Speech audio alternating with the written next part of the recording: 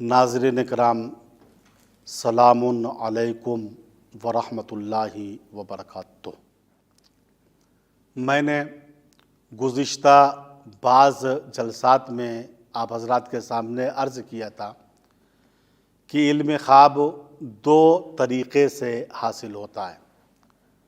علم خواب کا ایک طریقہ یہ ہے اس کو کسب کیا جائے، قرآن اور حدیث سے سمجھا جائے۔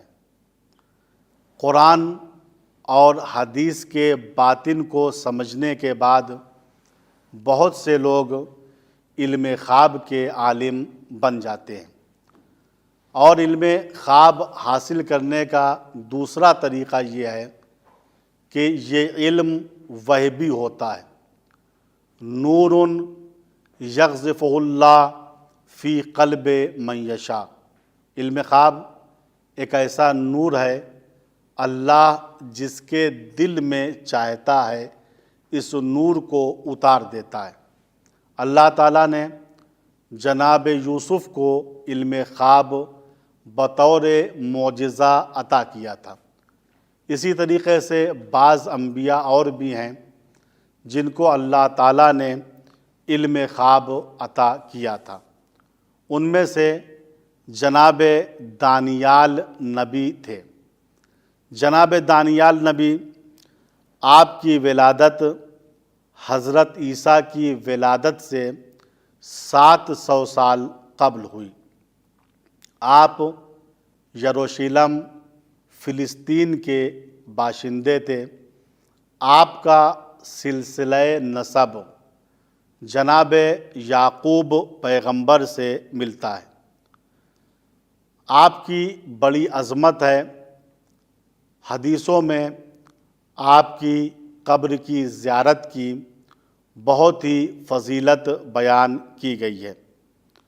آپ کی قبر ایران کے ایک شہر شوش میں ہے جو صوبہ خوزستان میں شمار ہوتا ہے۔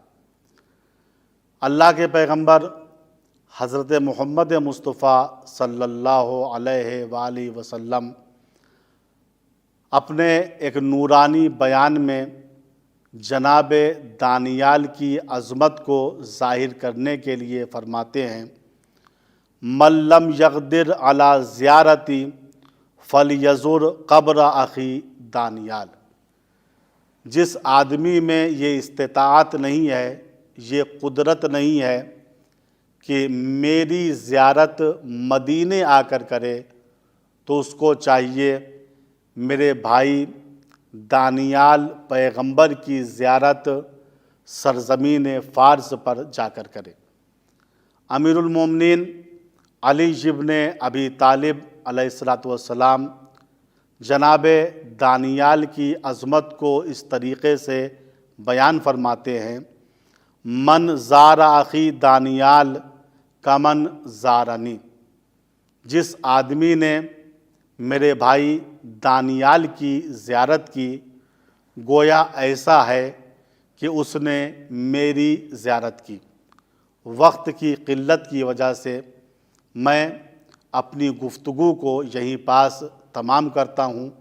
انشاءاللہ آنے والے جلسے میں جناب دانیال کے سلسلے میں جو باتیں وارد ہوئی ہیں تاریخ میں، تفسیر میں انشاءاللہ آپ حضرات کے سامنے واضح طور پر بیان کروں گا۔